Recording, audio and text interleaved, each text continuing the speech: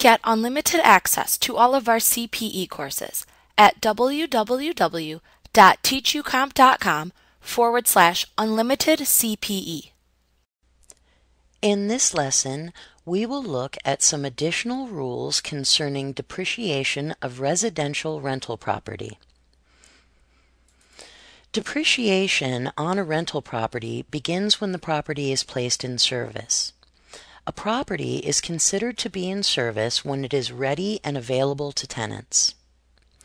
Depreciation on a rental property stops either when the taxpayer has fully recovered his or her cost or other basis in the property, or when the property is retired from service, whichever comes first. A property is considered permanently retired from service when it is no longer available to be rented by tenants.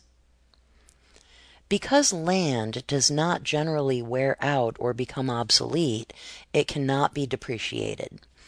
Costs associated with clearing, grading, planting, or other landscaping measures are usually considered as the cost of keeping land and also cannot be depreciated.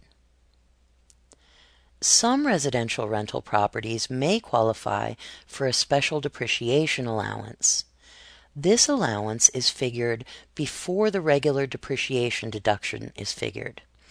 For more information about the special depreciation allowance, please see IRS Publication 946, How to Depreciate Property.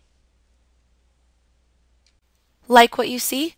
Get unlimited access to all of our CPE courses at www.teachucomp.com/unlimited CPE.